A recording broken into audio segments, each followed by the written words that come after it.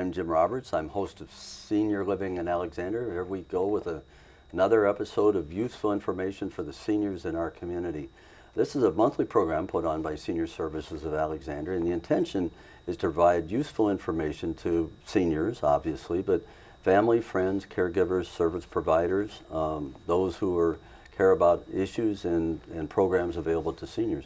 We have a good program today for you. We're going to talk about academies of all things. And I have my first guest is Elaine Scott. She's with the City of Alexandria.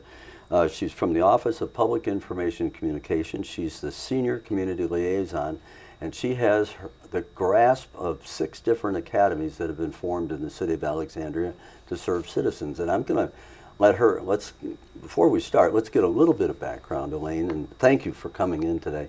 Tell us a little bit about yourself and what you do for the city and what path took you into doing this. I should add, in the second half, after the break, we're going to have a particular focus on seniors. So the first half we'll talk about the other 5, I guess it is, academies in Alexandria. But start off, tell us, how did you get here? Oh, well, thank you very much for having me. It's a pleasure to be here. I have been with the city for over 20 years. Okay. I started off in the Finance Treasury Division, and then I moved over to what was then called the Office of Citizen Assistance, and the name says exactly what we did, was to assist the citizens and residents of Alexandria.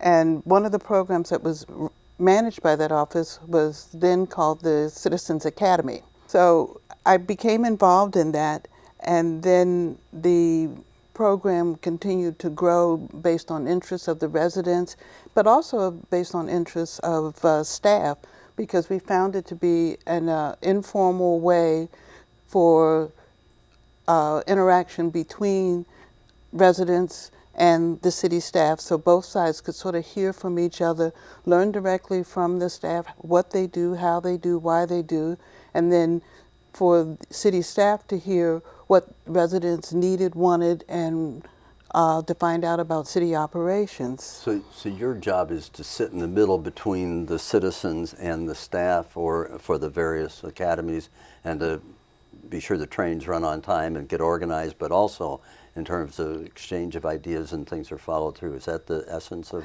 what you do? Okay. Exactly. Okay. I manage specifically the City Academy, but I've been called the Dean of all the academies because the idea is throughout all of the academies that everybody has the same experience. Okay. We try to keep all the programs on time, and that relevant information is shared with the residents. The Police Academy is the oldest academy. It started in late '95, and it ran for a number of years, and then it ended because of personnel and budget constraints. Right. But then it started back up again in 2012. The Community Fire Academy had a very similar story. It ran for a few years and then it stopped. But now we have grown to 6 academies because of the hunger of the residents to find out how their city operates, and the overall arching goal of all the academy programs is to inform, educate, and engage the residents in the daily city operations. One highlight of the or outcome of all the academies is the fact that of the current city council that we have now, 5 of those members have gone through one or more of these academies. Okay. And that for some of them, by participating in one of the academy programs, sort of sparked their interest and became, well, let me get a little bit more involved. Let me find out how things operate. And once they did that, then the rest is history, as they say. They're now council members. Other people don't necessarily want to be that involved, but they like having the knowledge and understanding how the city operates and why certain decisions are made sometimes. Some people, they take it as a chance to get to know their neighbors, become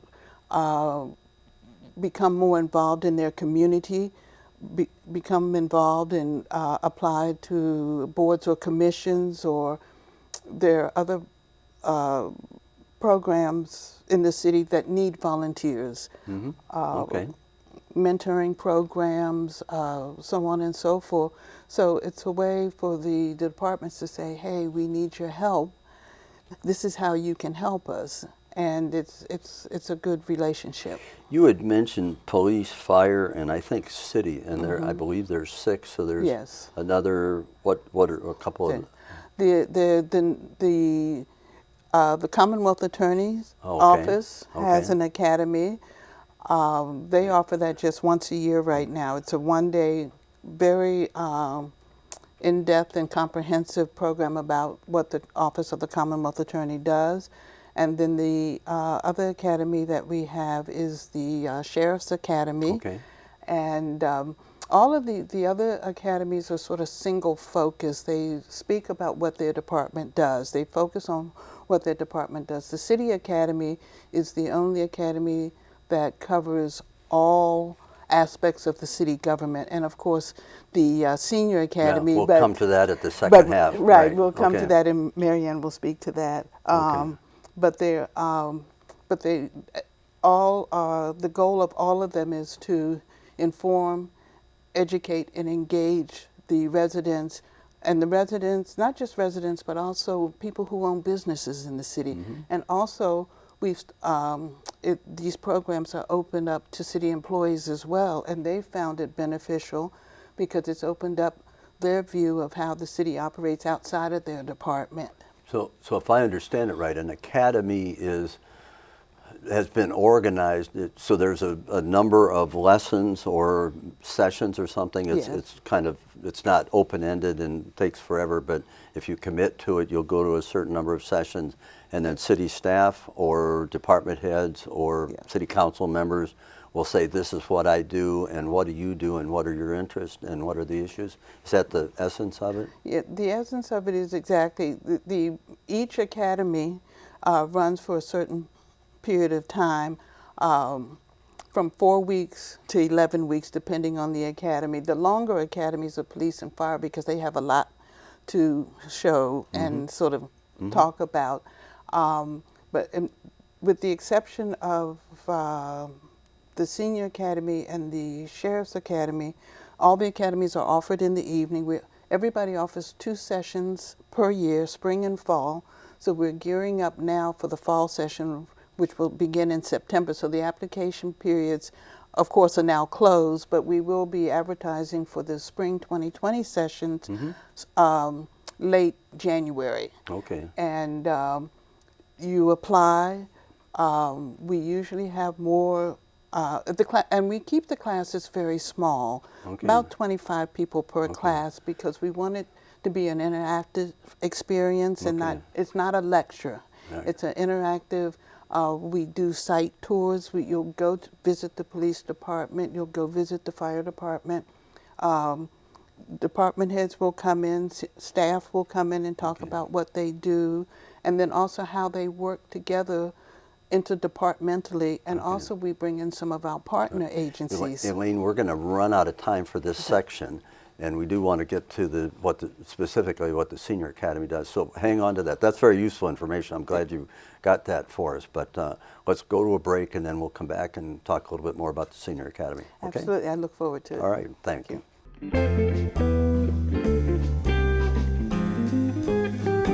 Well, we're back at our favorite part of this episode, and once again, I'm here with the world-famous dietitian and cook and author and Madison Reeder. She's going to have another exciting adventure for senior cooking. Today we're going to have a dessert salsa. Is that correct? That's correct. Now these are all original recipes that she has made up. It'll be in her Best of Madison cookbook, which will be in your bookstores very, very soon. But in the meantime, we're going to have another wonderful cooking demonstration. So Madison, take it away. What did we do first? Absolutely. Well, salsas aren't just resigned to the summertime, and they're not just resigned to savory, salty flavors. Yeah. So what we're going to do is we're going to incorporate some flavors of fall using some cinnamon, but also some summery kind of fruits, some fall in season fruits to make a lovely little dessert. A dessert. Yeah, I think in the fall time we tend to do lots of like pies and cookies and cakes, and this is a little bit different. So if you want to bring something different to one of the holiday parties that's coming up, this is perfect for that. Okay. So it's very, very simple to make. We're using a lot of fresh fruit, and we are also going to be using the air fryer, which is something new that people are really excited about. So I'm excited to show you about I'm excited that. about an air fryer. I've never heard of it. Oh, well, But you're going to explain it to I us. sure will. So All right, let's air start fryer. with the salsa base first. So what Okay. we're going to do is we're going to take this big bowl here, and I have some chopped up strawberries. I just took one container of them, one of the containers from the store, chopped them up into pretty small pieces, as you can see here. Right. And just so that they're easier to scoop up. We Okay. always need to scoop our salsa up with something, right? Okay. So what we're going to do is take this spoon, and we're going to just pour them into a big bowl here. All right. And then, while strawberries aren't overly in season this time of year, our apples are, and they're really the star of our salsa here. So Well, any kind of apple? we want to do a Granny Smith apple. Granny Smith, Because okay. our strawberries are going to add some sweetness. We will add a little bit of extra sugar to this, and our Granny Smith apples are tart. So we want to have a little bit of a bite to this salsa. So I chopped these up really fine. Now you can take the skin off, but I left it on because that gives us a little bit of fiber. Sure. So what that does? Fiber's good. Absolutely. Yeah. It's going to help keep us full, help that GI tract. Yes, indeed. All Definitely right. a good thing. So we're going to add those That's in. about one apple? That was 2 apples. 2 apples. 2 apples. All right. Yes. 2 Granny Smiths. 2 Granny Smith apples. All right. We will just mix that together just a little bit. These Thank you over very here. much. Out of the way. Toss that together. Oh, it's colorful. Yes, it's very colorful. You could do this at Christmas time. Yeah, and it's perfect all year round, or really. just do it every season. Yes, absolutely. And then the last thing we're going to add a little bit different. We're going to add some Oh, kiwi. yes. Kiwi. Cut up really small. So, did you actually know that you can eat the skin of a kiwi? I didn't know that. You It's sure very can. tough. Yes, it's not everybody's favorite because of the texture. So we're going to cut it off for this, but just some food for thought. see, But yeah. you still get a lot of fiber, a lot of great flavor from this kiwi. So Okay. this is about 3 kiwis. Okay. We're going to add those in there. So that's the fruit. Here. I'll Thank you put that very over much. Here for you. And just gently, again, we want to be gentle with our fruit so we don't Sure. squash it down too much. The next thing we're going to add to this, Smells good. it does smell Yeah. great. We're going to add about 1/8 of a cup of sugar, just a little bit. Again, it's a dessert, so we're going to add just a little bit of sugar to it. Got it? Yep, thank you. Just a tiny bit, Okay. not very much at all. And then we are going to add the juice of about 1 lemon. So I'm going to cut this lemon in half here. Want me to do that or? Sure. Oh, you've got your. And oh, then you- we're going to squeeze that. Okay, here we go. I'm going to let you take care of that, okay? All right, here we go. That looks perfect. Yep, we don't want a lot of juice, just a little bit. Little bit. Perfect. Is that right? All right. Yep, that's Put great. that over here. Yep, that's perfect. We'll put this aside. Okay. The next thing that we're going to do is talk about our air fryer. So an air fryer really is a small convection oven. That's really all there is to it. And in the bottom of the air fryer, there's a little bit of a coiling. So what that allows it to do is it cooks from the bottom, and then the Okay. fan circulates the air all throughout. So it cooks things really, really quickly and also gets them really crispy But really fast. no oil, Nope. nothing. You don't need any oil. So similar to an actual fryer, you have a fry basket and then you have a base to it. So this just clips right in here like this. That's all there is to it. So we're going to take our tortillas here. So when you clean it up, you don't, it's just wash it out in soap and water, no oil or anything? None at all. And How you can, handy could that be? All right. absolutely. You can also put it right in the dishwasher too, which Okay. is great. Okay. So we're gonna make our own pita chips. Instead of buying some, we're gonna make a sweet pita chip for today. So we're actually gonna take a whole wheat tortilla because it's loaded with a little bit of extra fiber and it gives it a little bit more substance. Okay. And we're gonna just take some kitchen scissors and cut that into triangles. do- So all right. I'm gonna let you do that. Triangles. Yep. You don't want quadrilaterals or I mean, you really could do any shape that you wanted, but we'll go with triangles for today. triangles will do. Okay. Beautiful. There we go. So what's really important about when you're using the air fryer is you want everything to lay pretty flat against the bottom. If you layer your tortilla chips especially, what's going to happen is they're going to get cooked pretty unevenly. I see. So we want to lay them as flat as we can. All right. We're not going to add anything to them at this point. We're just going to lay them in here flat, as many as we can. I find that I can get about 4 or 5 depending on the size of them. So we'll start with 4. Oh, I okay. think 4 is pretty good. Yeah. On top of that? Or, Nope, we don't want to layer them. So All we'll right. just keep them like this. Okay. They're sliding a little bit. And we're going to put them into our air fryer and set our temperature for 320 and for 3 minutes. That's it. 3 minutes at 3 320. minutes. Once 4 they're only. Yep. All Yep. right. And then what we're going to do is after that comes out of the air fryer, they'll be a little bit crispy, and we're going to add some cinnamon sugar to that. So just cinnamon and sugar. What we're going to do so that that sticks is take just a tiny, tiny spray of a cooking oil. Any cooking spray will do. Shake it up.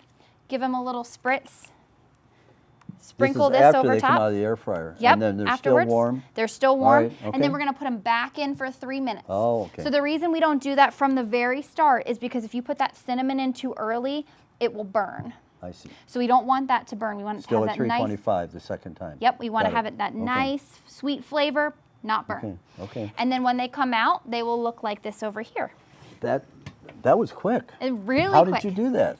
Very quick. All right. And if you make them in the air fryer, it takes 6 minutes or less. So it's Okay. very quick and easy. Yeah. So then we'll toss this together Oh. now that we have our lemon juice and our sugar added. Yeah. This is something great too. I will add this that you can make the day before an event or a party or anything like that. And as the flavors marry together, it just becomes really, really delicious. Looks very good. Yes, it does look very good. Would you like to give it a try? Is it now? So you've had your entree, your main meal. You've had all of that, and so you bring this out in bowls, or put this on a plate, or let people help themselves. I like to let people help themselves Yeah, okay. and see how it goes. And So- this is something that goes pretty quick at parties and events. So you can just So what do grab you- a chip Just do this. yeah, and scoop it up, just like you would with traditional All right. salsa. Oh my.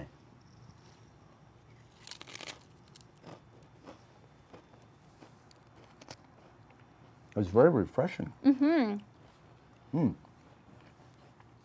I like it because it's very different for The something chips this are time very of year. good too. Thank you. Wow.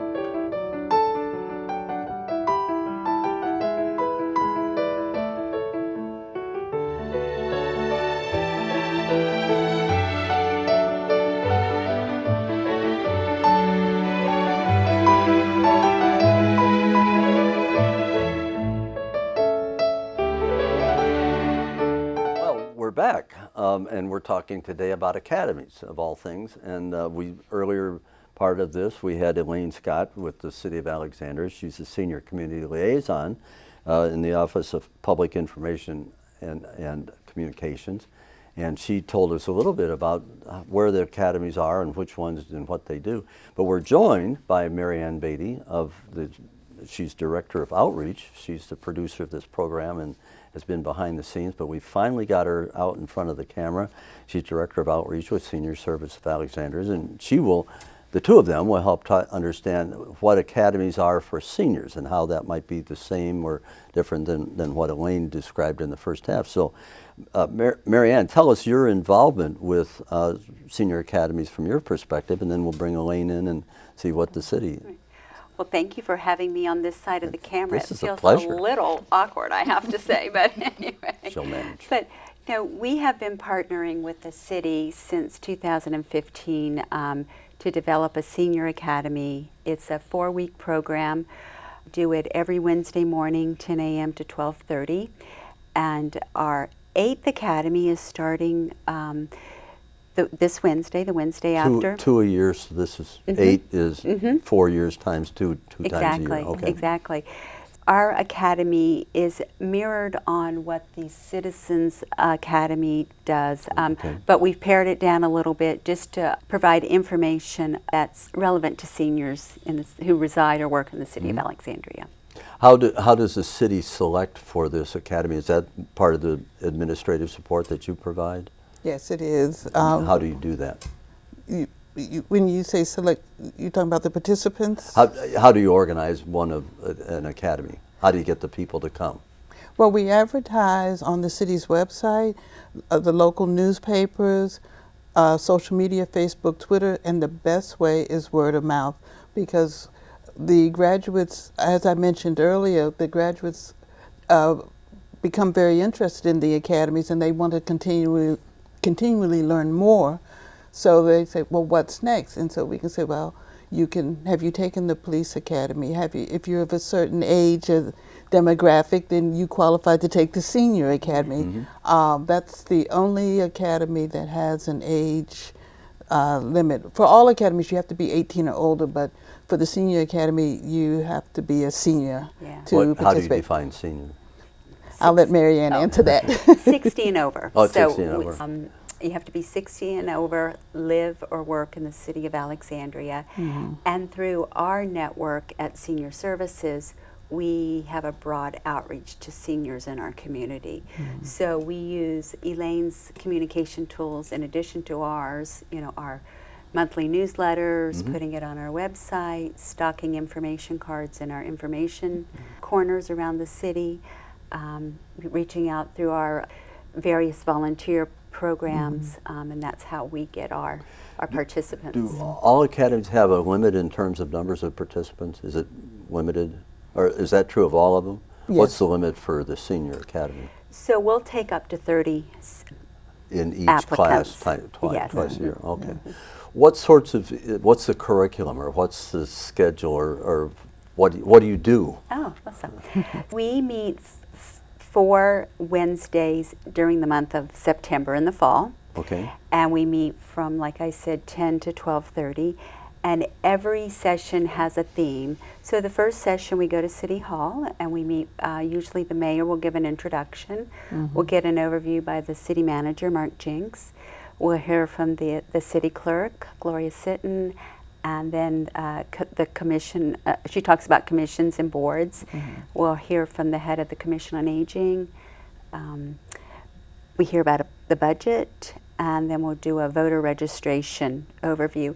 And they're all general overviews, but with paying attention to what's relevant to seniors and how they can get engaged and learn what's available to them.